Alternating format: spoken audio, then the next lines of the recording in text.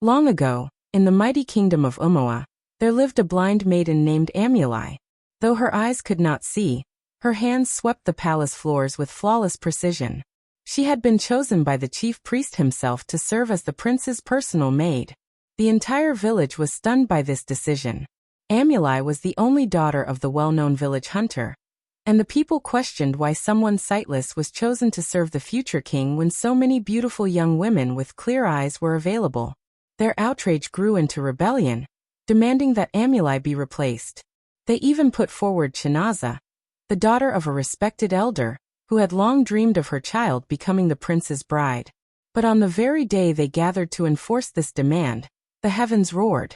The skies turned black, lightning slashed through the clouds, and a mighty voice thundered across the land. Lay not a finger upon her. Should harm befall her, the entire village will answer for it. The maiden chosen must serve the prince, or calamity will consume you all. Struck with terror, the people scattered like dry leaves swept by the wind.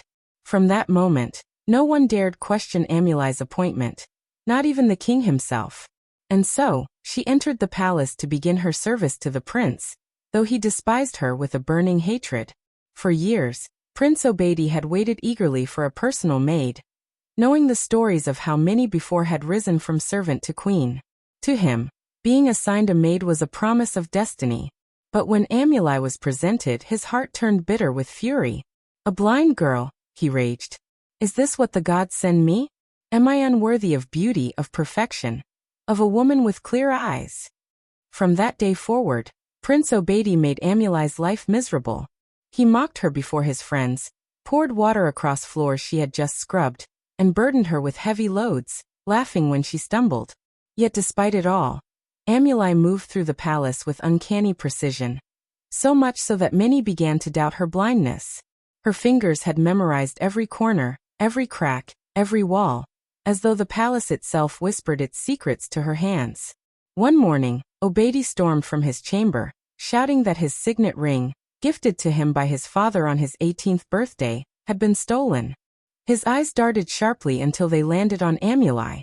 It is her, he roared. The blind maid. Who else could it be? She creeps through the palace like a spirit. She must have stolen it to enrich herself. Gasps filled the hall as guards were ordered to search her small quarters. They tore apart her mat and belongings, but the ring was nowhere to be found. Enraged, Obedi searched the room himself, knowing full well he had planted the ring beneath her mat. Yet shockingly, it was not there. Confused and trembling with fury, he stormed back to his chamber, only to freeze in horror. The missing ring sat neatly on his dresser, untouched. His chest tightened, his breath quickened. No, this cannot be, he whispered. He had placed it in her room with his own hands. How had it returned here? For the first time, fear gripped Prince Obedi. From then on, strange occurrences plagued him. Whenever he tried to humiliate Amuli, the humiliation fell back upon him. When he poured water to watch her slip, he was the one who fell, injuring his ankle. When he scattered ants in her bed, he awoke screaming as his own bed swarmed with them. Terrified, Obedi sought escape by pursuing another woman, Chinaza, the very maiden the villagers once offered in Amuli's place. He flaunted Chinaza through the palace, declaring she was the kind of woman fit to stand beside a king, not a blind maid unworthy of even his shoes. Chinaza smiled, convinced her long-awaited dream of becoming queen was near. But in her heart, she despised Amuli. To her, Amuli was more than just a maid. She was a divine obstacle placed between her and the throne. Determined to remove her rival, Chinaza confronted Amuli one night as she polished the king's throne. Blind girl, Chinaza hissed, standing over her. You do not belong here. Leave the palace within 2 days, or the only thing left of you will be your corpse. Amuli, who had endured such venom countless times from Obedi himself, simply bowed her head and replied calmly, If the gods will me gone, then gone I shall be. But if the gods have planted me here, no hand can uproot me. Furious, Chinaza slapped her hard across the face. How dare you speak to me like that, you worthless maid? I will make sure you learn that no one dares cross me and lives to tell it, she hissed at Amali, shoving her down into the king's throne, forcing her to sit. Chinaza had finally discovered the perfect way to ruin Ami. This wouldn't just drive her out of the palace. It would condemn her to death for desecrating the king's sacred seat. Chinaza dashed out, screaming abomination. And in moments, the entire palace gathered, straining to hear her tale. Tears streaked her face as she began recounting the horror. How the blind maid had defiled the king's throne, laughing upon it like a queen, ridiculing the lineage of their ancestors. A wave of gasps swept the room, guards exchanging uneasy glances. Everyone knew the law. Whoever sat on the king's throne faced certain death. The king, unable to accept such news, strode to the throne room himself. When he entered, he found Ami trembling by the seat, tears streaming down her face. His eyes widened, his heart seething with fury. "You blind girl," he thundered. "Do you mock me?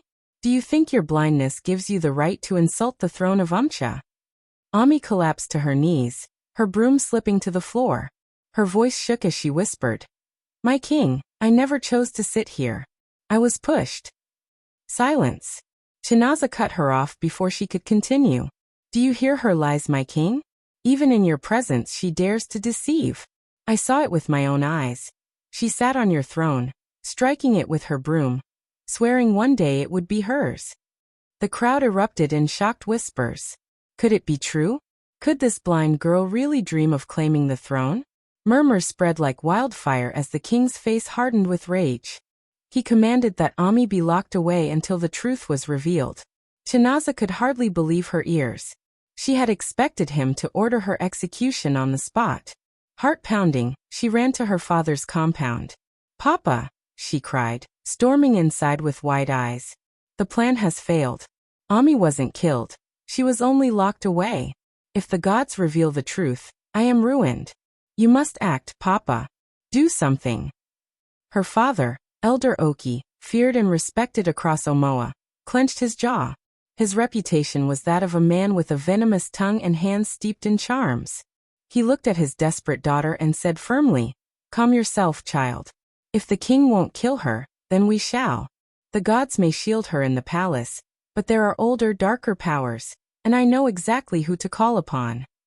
That night, Elder Oki journeyed deep into the forbidden forest. The air was thick with the cries of owls and unseen beasts. Hours later, he arrived at the shrine of the most dreaded Dibia in the land. Human skulls circled its entrance.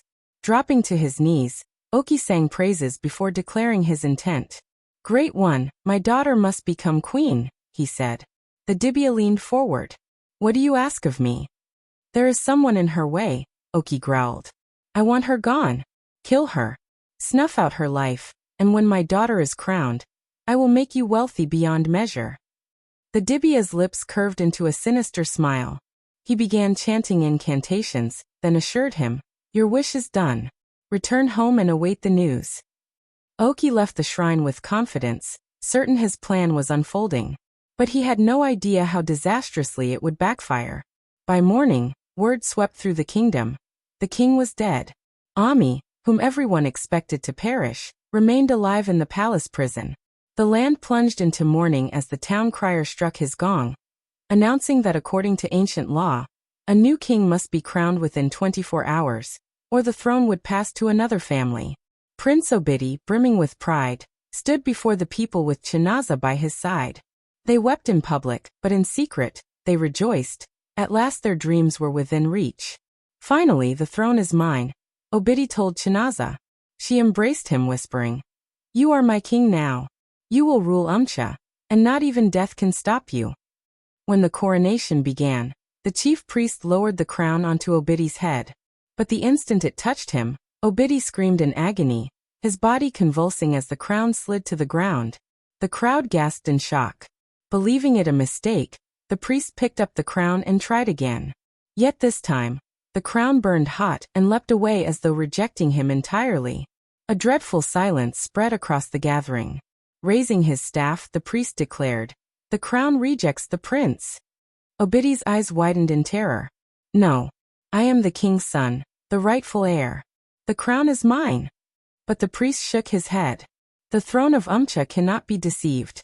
The crown chooses its true master." He summoned the entire village for the sacred crown-choosing ritual. If the chosen heir was not revealed, the kingdom would fall into chaos. Obidi stood frozen, watching his dream slip through his fingers. Chinaza, realizing his downfall, began to distance herself. If the crown chose another, she still had a chance to rise as queen. She could not let her fate be tied to a failing prince. That day, the kingdom gathered before the palace. The golden crown gleamed upon the royal stool as villagers lined up in tense silence. One by one they came forward, warriors, hunters, elders, even children. But each time the crown was lowered, it slipped away, refusing them all. Fear spread among the people. Every soul in the land had been tested, even the maidens and nobles. Yet still the crown accepted no one. When Chinaza reached her stone, the crowd gasped in astonishment as the crown lingered on her head longer than it had on anyone else. Overcome with joy, Chinaza exclaimed, "He has chosen me." Her excitement shone bright while the people stared in disbelief. Her father rushed forward to celebrate with her, but in that very instant, a bolt of lightning split the sky and struck them both lifeless before the entire gathering. The crown slipped from her head as the villagers froze, their mouths and eyes wide with shock. Just as they collapsed unconscious to the ground, the palace prison gates creaked open by a miracle. Out stepped Annuli, walking into the crowd. The chief priest's eyes immediately found her, and he declared that the crown must be placed upon her head.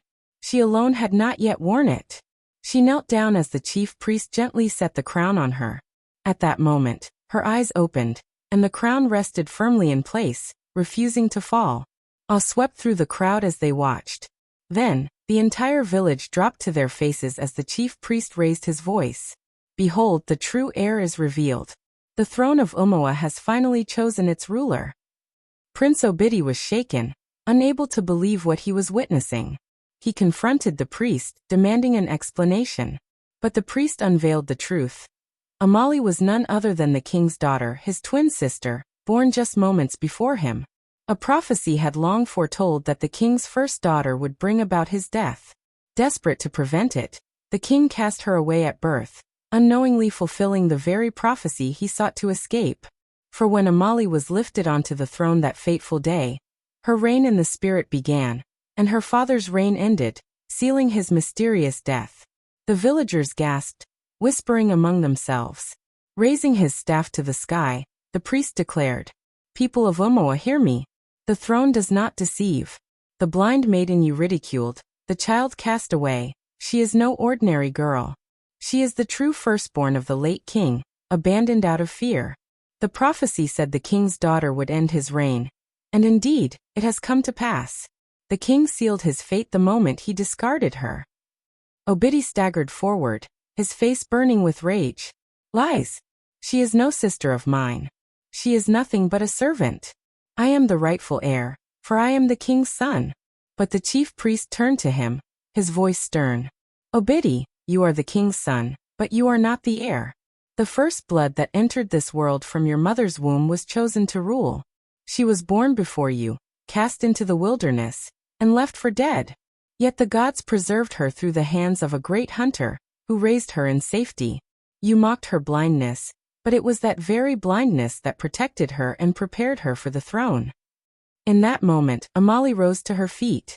Her eyes were opened, and for the very first time she saw the world clearly. Calmly she spoke. "I was abandoned because it was foretold I would cause the king's death. Yet never did I raise a hand against him. I only desired to serve, even as a maid. But destiny cannot be overturned, not by kings, nor by men. The throne has chosen me, and I accept it, not with pride but with a vow to rule with justice." Her words brought the entire village to their knees, and they began to chant her name. Even Obidi fell, his voice breaking as he begged forgiveness from his twin sister. Turning to him, she replied, "Obidi, you hated me, scorned me, and tried to disgrace me. Yet you are still my brother. I do not seek your ruin, only your change of heart." And so she became the first queen of Umoa. The prophecy was fulfilled. Out of the king's death rose a queen whose reign was remembered for generations. Her rule was marked by wisdom, fairness, and compassion deeper than power itself. The lesson is clear. Destiny cannot be stopped, no matter how fiercely men try to resist it. Amali, though blind and despised, carried greatness hidden beneath her weakness. She was mocked, rejected, and cast away, But what others saw as a flaw became the very sign of her strength. True power does not belong to the proud or oppressive, but to those chosen through humility, endurance, and character. Never despise anyone, for the stone the builders reject may one day become the cornerstone. I hope you enjoyed this story.